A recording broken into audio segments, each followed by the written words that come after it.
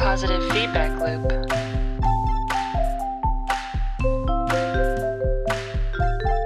Three, two, one. Hello, welcome to Positive Feedback Loop. This is the show where we talk about things that we find interesting and learn about them from each other and learn a little bit about each other. So to start us off, I'm Luis. This is Ray. And this is Stephanie. And we have special guests here today. I'm Andrew. Yes, we have Andrew here on the recording studio with us. This very advanced facility called a team room at the Questrom School of Business at Boston University. So today we wanted to talk a little bit about piracy. That's actually a topic that is very dear to all our hearts as people who have grown up in the modern world. Dear to our hearts? Yes. Yes, it's exactly dear to our hearts. And as much as people enjoy the idea of pirates as the traditional swashbuckling sort, we all know that that's not really what we deal with anymore, with the exception of maybe Somalia. So let's talk a little bit about that.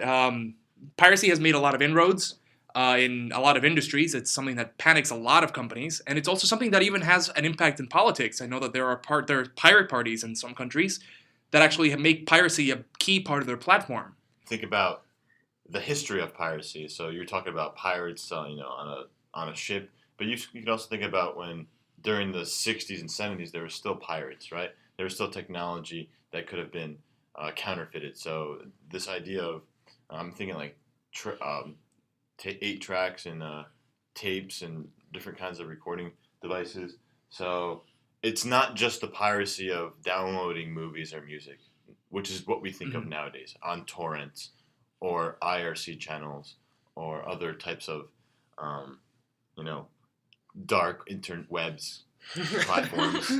That actually reminds me a little bit of those warnings before videos that were like, if you wouldn't steal a car, you shouldn't pirate. Yeah. I'm going to say, I think it's interesting the point that Ray's brought up about how piracy has changed, because for most of us, piracy is a digital thing. We can think back to Napster back in the day, or Usenet, and then torrents today, primarily. But just the other day, I was watching a documentary, and I remember the old MPAA president talking about if we have video recorders. What's the MPAA, just for audience? The Motion Picture Association of America. Right. So these are people who sue you if you download a movie. Okay. The president of that in the 70s, I believe, or maybe early 80s, talked about if we have a VHS recorder in every home, we will no longer be able to produce entertainment, because if people can record it onto a VHS tape, the market will be gone, which is now the current argument being said about torrents, that we can't make television anymore if you're downloading it. But for VHS tapes, that's fine now. But it seems like digital has yet to sort of evolve. I have a question for you, Andrew. Did you pirate this documentary? Good question. I believe it was a YouTube documentary. Ah, fantastic. Yes. But actually, that's a fantastic point. That's one of the things that has happened a lot is the spread of DRM, digital rights management software, to try to stem the flow of piracy. And some of the arguments made by companies is if this is potential lost revenue, people not watching our things or playing our games, that means that we're not making that money that we could have been making from sales to them. But then people who engage in piracy or people who defend it would generally come back with, well, these are people who otherwise would not have consumed this content. Right, they see it as marketing. So a lot of companies, even in their minds, maybe conceptually write off this lost revenue due to piracy, saying, well, it's a way, we would have given away free CDs out on the streets when CDs were popular, and we would have given out cassettes of singles. To get that publicity, you would give away free content. Is piracy an argument for that, or is it really dangerous? Is it stealing revenue from those who are content creators? Well, one thing I want to mention is I don't think that a lot of times, I would say most piracy isn't, their objective is to get content without paying for it. True. But I feel like many cases, it's actually just an easier way to get your content. Things that have occurred or that have popped up in the last decade, like Netflix and streaming and high quality video that is easy to navigate, that has helped a lot in kind of suppressing piracy, and the affordable rates that they offer helps as well. Because it increases the barrier to trying to get that decreases. content otherwise, right? Like it makes it harder for somebody to steal content than to just pay the $7 or Yeah. $10 to Netflix. Right. Right?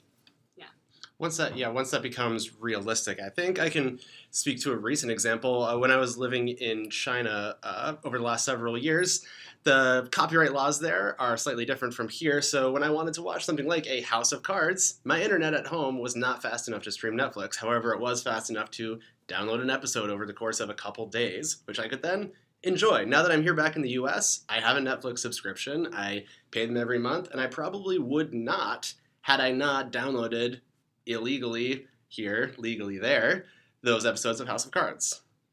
That's true. I remember back, like, I guess it was over a decade ago, when VCDs, it wasn't DVD quality, it was like video CDs basically, and that's what he thinks. And when I was in Turkey and visiting my home country, they would just sell VCDs or super VCDs, and these are like, these are usually AVI files or MPG files, and less than 700 megabytes, so it would fit on a CD.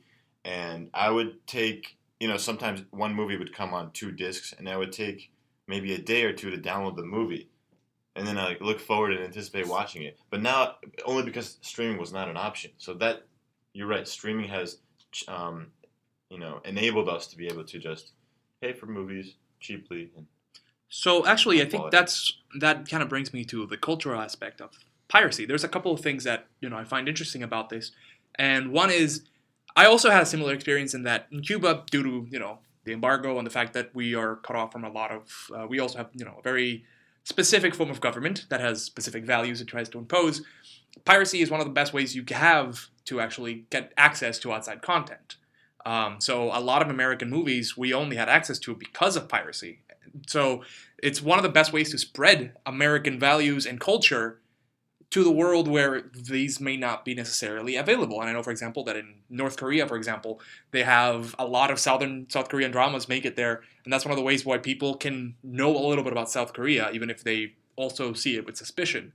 And the other thing is, piracy is another way for people to avoid FOMO, the fear of missing out, right? There's the fact that we live in a society with so much entertainment out there that there's always something else that people can talk about around the water cooler, and no one wants to miss out on it. And if you don't have the resources to really engage in seeing these shows or playing these games, piracy may be the best way for you to remain connected to a lot of people. That's not to say I'm condoning it. I'm just saying that this is one of the reasons why people might do it. This brings up a question. Do you think that price discrimination among audio and video content would be a possibility? So let's say you're a millionaire. You'd get charged $100 at the movie theater, or $100 to download.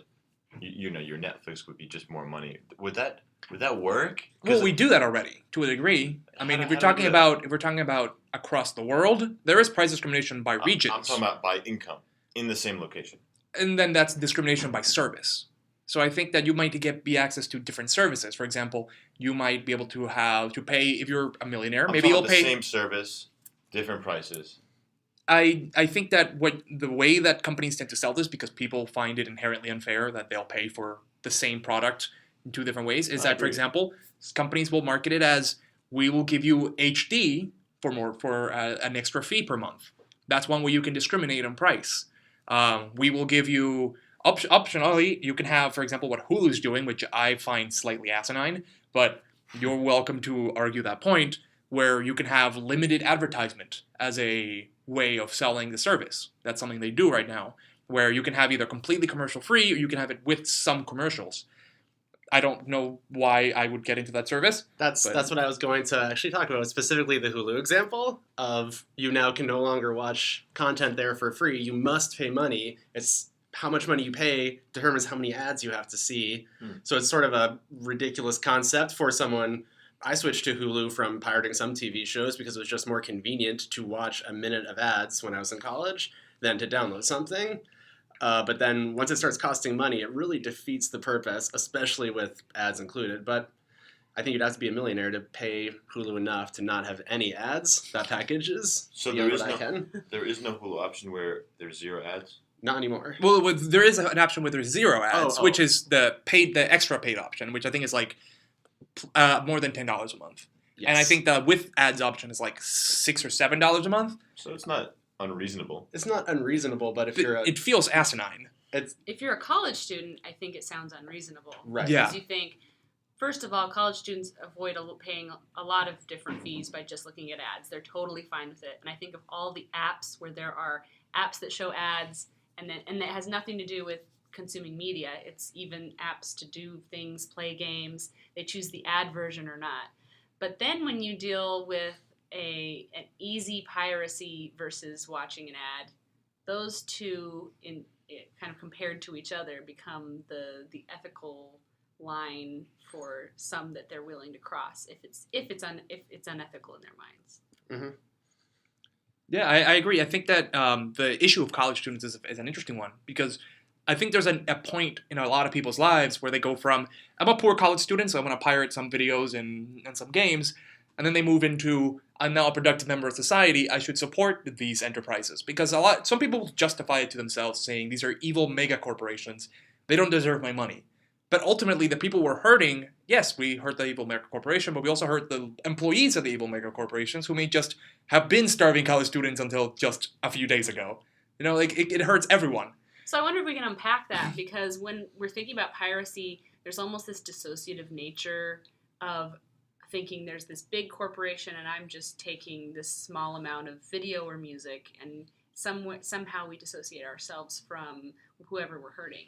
But then I think of, there are a lot of piracy acts in play now in legislature where they're worried about the smaller creators. They're worried about artists and musicians that really are at the level of, this is my bread for the week. And how does piracy hurt them? And so how do we protect the little guy, right? So you actually bring me on to a point that I find interesting, and we kind of discussed this off the show a little bit recently, which is freebooting, which is not exactly the same as piracy. Freebooting is a term coined relatively recently, a few years ago, by Brady Heron of the Hello Internet podcast, which you should all listen to, although not more than this podcast. And basically the idea is it's content that's produced, for example, on YouTube, where creators do monetize the content and make money and get exposure off of it. Maybe not necessarily monetize, but even you get exposure of the content. And then people will take that content, strip out any information that either identifies it to the original source or links it back to the original source, and then put it on Facebook.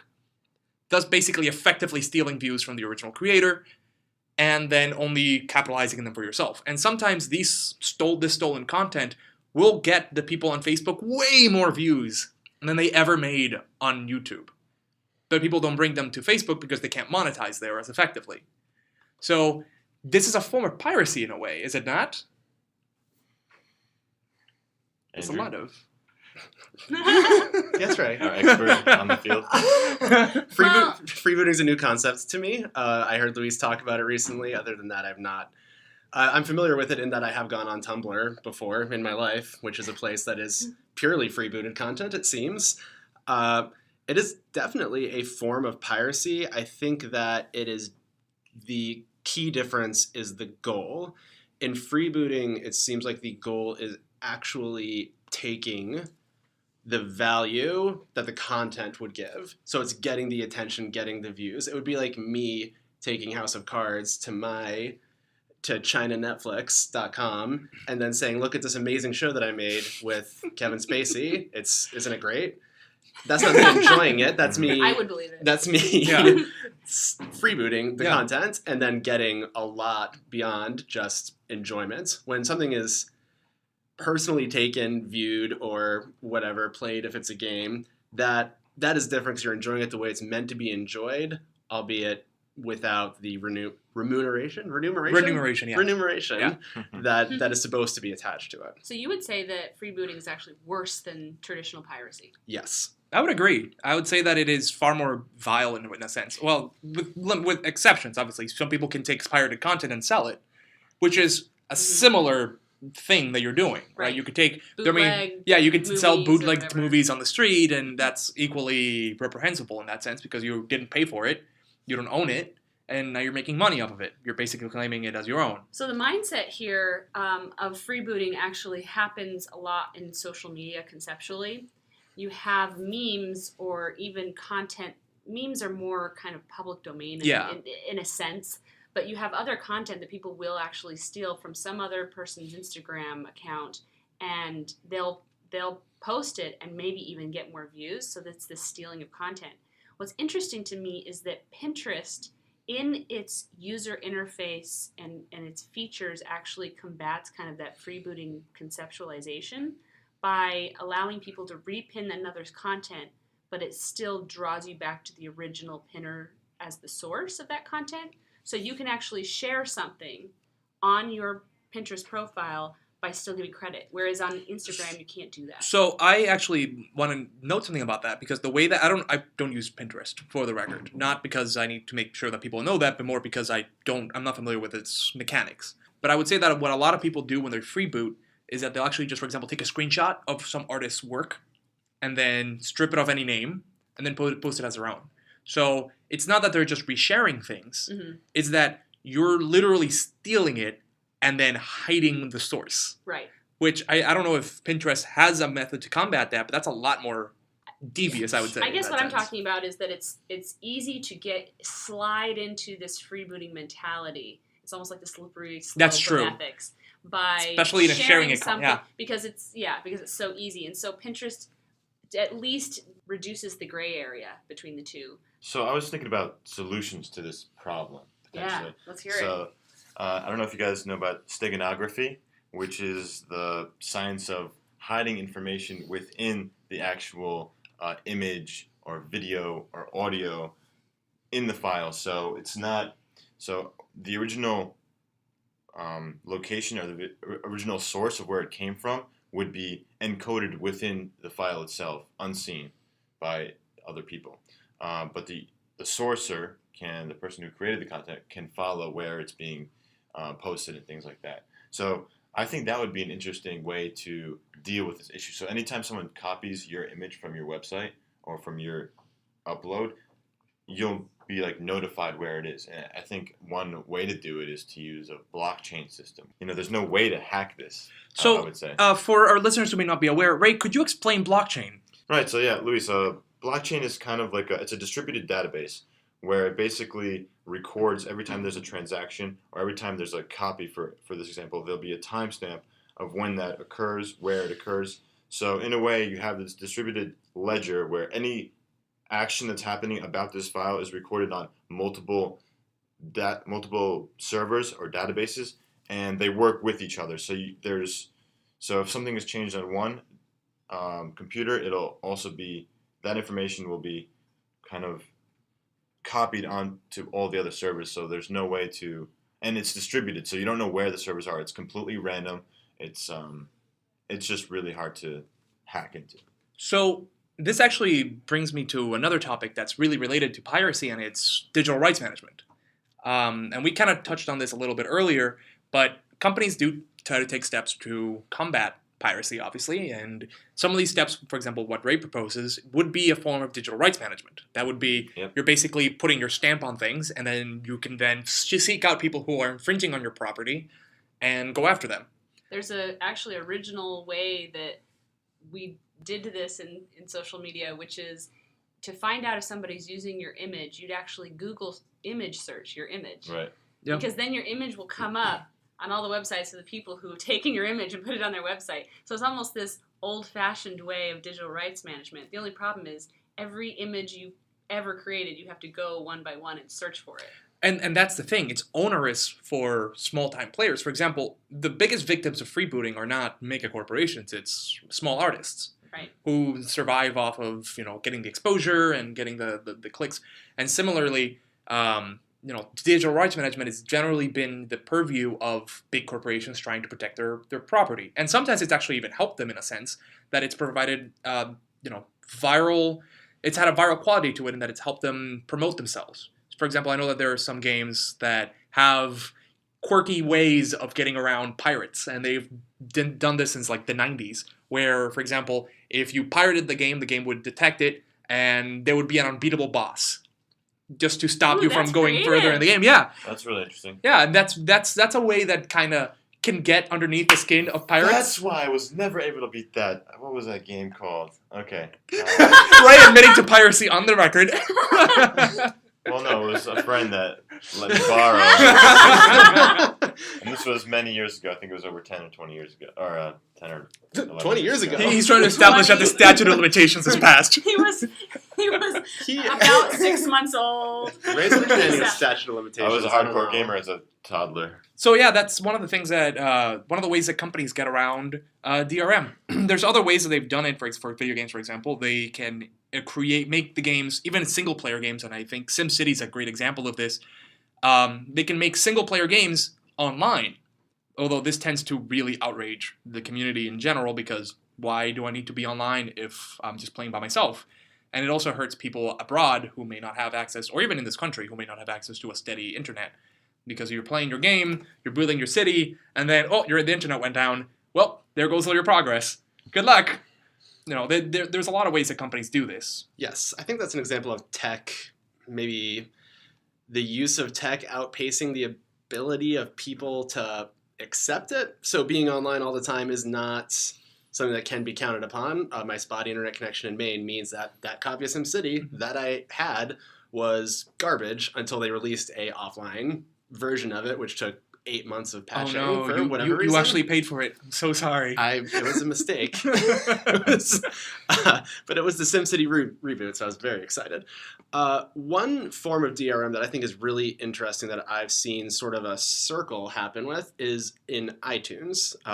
When iTunes was first selling digital music, it had DRM on it. I forget the actual proprietary extension that it was like iTunes MP4A or something like that. It was some type of file that could only be used in your authenticated iTunes account, and if you had a couple computers authenticating across the computers and everything, you could have up to 5 computers, I believe. It was nightmarish, essentially, and then sites like SoundCloud or Bandcamp were able to sell MP3s from independent artists where you got an MP3, and suddenly the convenience of MP3s was so obvious that for me, buying from iTunes was no longer an option. I found other ways to get the music I wanted. However, I don't know how long it took, but then iTunes started selling MP3s without DRM, and that's when its popularity began to skyrocket. I think it was skyrocketing the entire time, but for someone like me, it brought me back. Then the final twist on this is just something that I've only realized this past week as an Apple Music subscriber, is they gave me all this music that I could access anytime, anywhere. But now with Apple Music, which I am using, things can be delisted from Apple Music, meaning it is gone forever. So an album I bought on iTunes in 2009 is now gone because that person no longer has it available via Apple Music, which is sort of like a new, bizarre way to trick people into sort of a DRM relationship, I think. I think it's interesting with these services because you don't own things anymore. That's weird because when normally you'd buy a CD, no one can take that away from you. Well, I mean, except for thieves. Yes. It's like you're leasing this Real music pirates. from that company for a certain period of time, which is what SoundCloud Premium There's because you're clicking on buy now. The button says buy now. That's not what you're really. Well, if you read the terms of service, which no one does, you're not really buying the song or the game. Really, truly. It's a good topic for another podcast, terms of services. Go ahead. Yeah, sorry. well, I mean, I feel that I think would get mired in legalese, but we can discuss that later.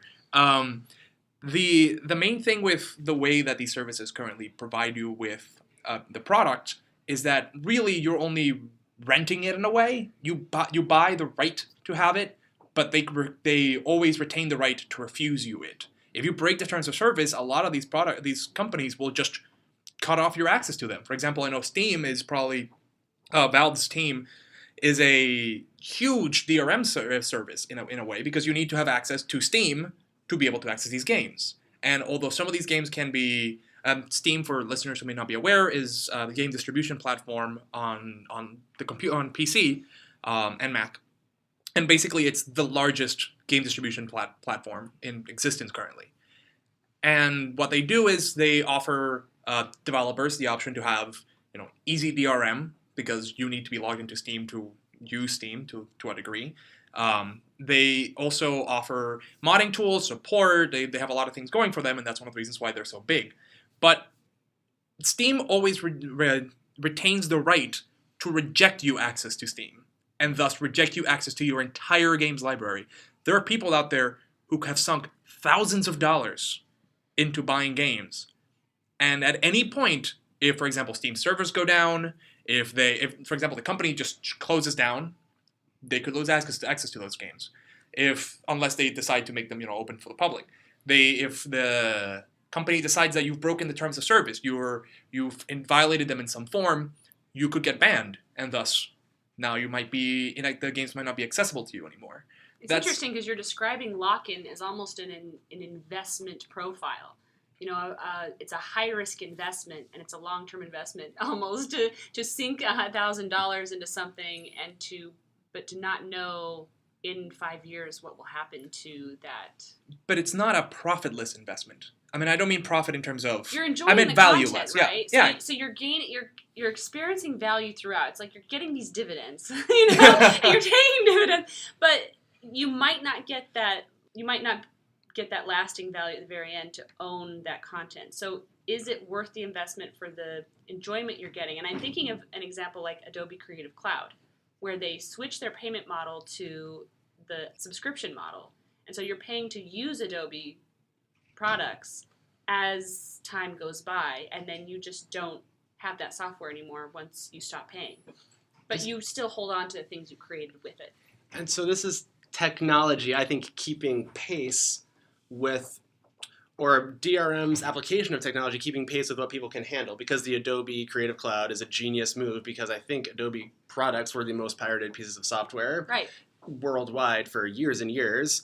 I'm not sure now, but I assume with Creative Cloud that has to have been reduced pretty substantially. And something like Steam, people can use that now, but in 1998, a service like Steam would have been incredibly difficult to get people to use. Mm-hmm. So it's this technology can be used correctly with DRM if it's used in a way where people can understand why it's there, I would say. So it's not like SimCity being online all the time. This is ridiculous. I bought this. I want to have it whenever I want it. But something like Steam, this is a whole ecosystem of games where we have all these tools built in, so it's worth it to me to accept this restriction. And that seems like that's a great point. I think that's a fantastic spot to stop for now. We're going to go on a short commercial break, and we'll be right back. So come back with us, dear listener, in just a few minutes. Hey, Luis. Sup, Ray? My bike tire just got stolen yesterday. Are you kidding me? Yeah. Oh, man. Well, do you have Tire Tracker? The what? The Tire Tracker. The tire tracker? Yes, the Tire Tracker. What's the tire tracker? It's a product that allows you to track your tires. What do you mean I can go and find out where my tire is and who stole it, and then I can get it back from them and put it back on my bike because it's my tire? That's why I said. How does it work? Well, first of all, you buy the Tire Tracker, and then you install it on your bike, and then you can track your tires. It works by using proprietary tire tracker technology that uses IoT and blockchain to tire tracker. So it uses the sensors and the Wi-Fi and the neighborhood? Yes, and it also uses and it's 4G. Exactly.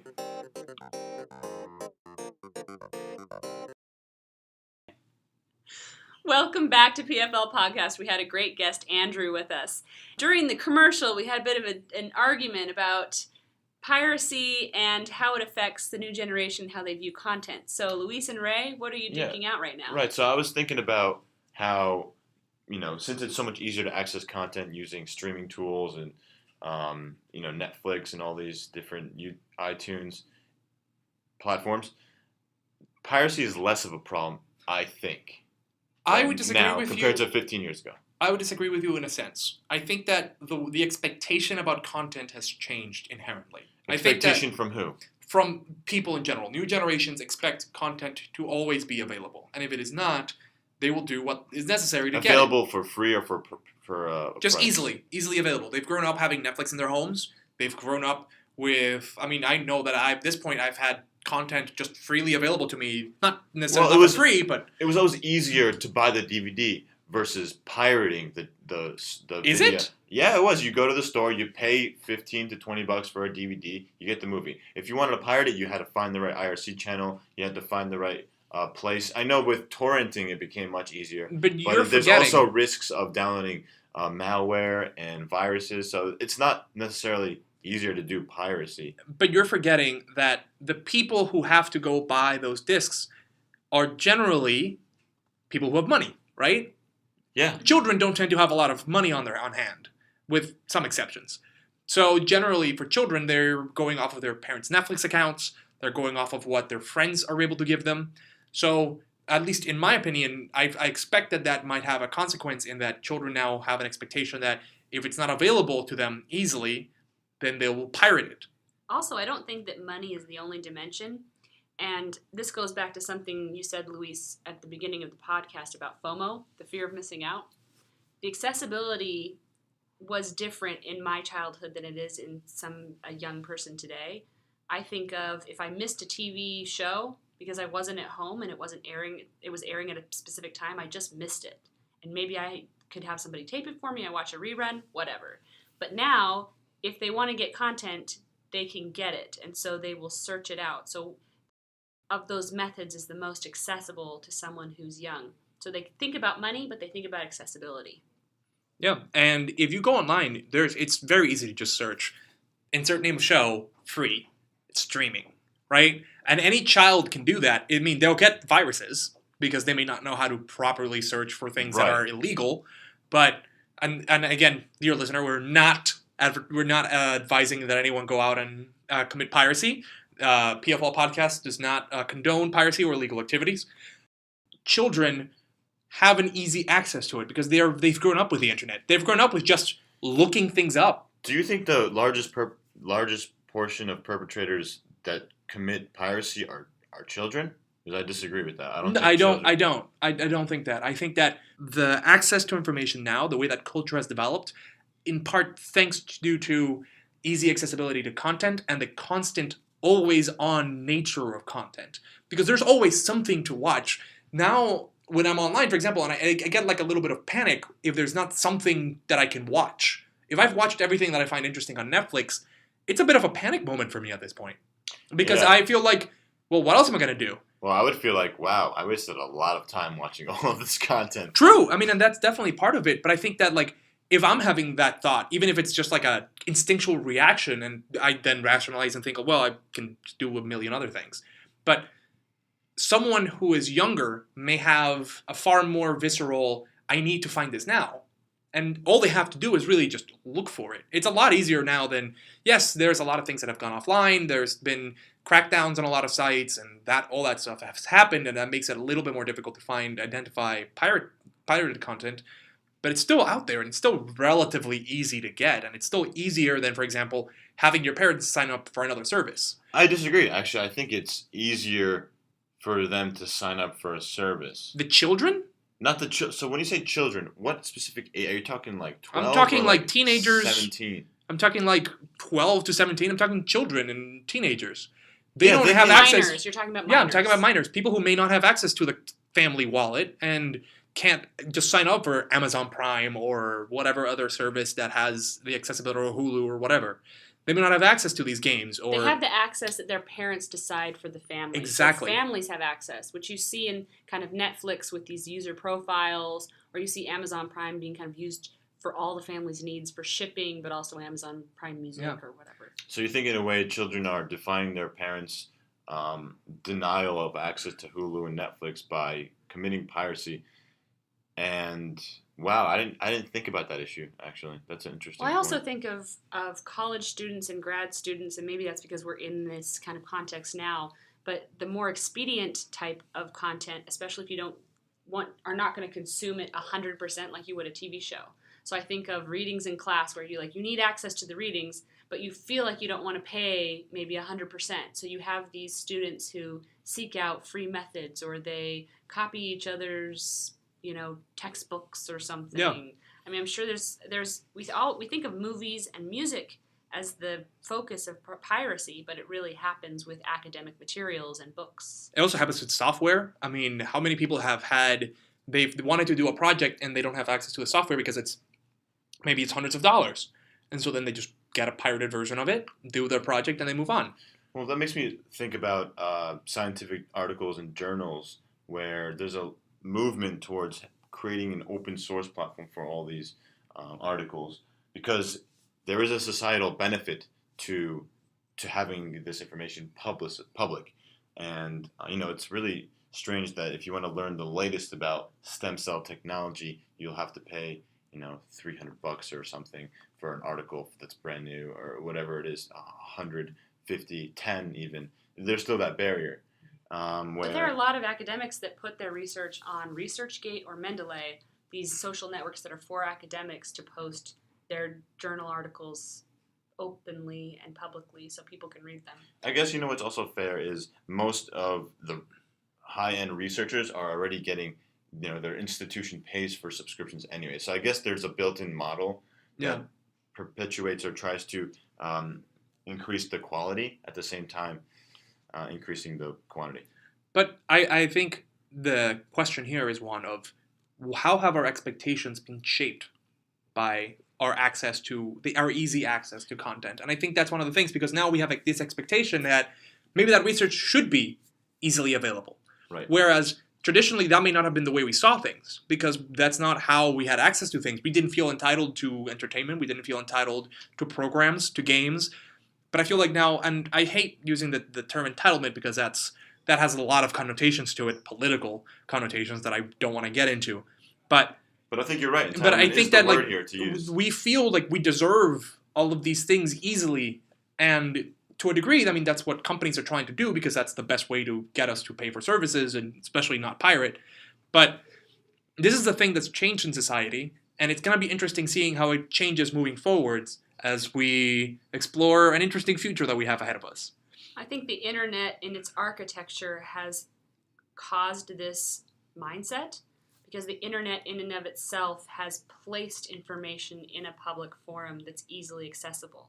And so we've moved toward a culture of accessibility and openness. So then when we set up these gates, these paywalls, or some monetization methods to account for that, it is difficult not to cause conflict with that mindset. Yeah, especially when you're talking about business models that run against things like, the YouTube model of you just have to watch an advertisement for 30 seconds and you have access to all this content, a gigantic library with more man-hours of video than the entire history of humanity, basically, if you put it together. And that's just the way that things are now. We have grown up, we have a whole generation growing up with this as the way the world is and no context of anything else. At least we've grown up with something else that we can kind of judge our current situation based off of. Right, we had to actually use audio tapes to record radio when we wanted a song that was not and available similarly, otherwise. Older generations didn't even have that. So it's gonna be I think true.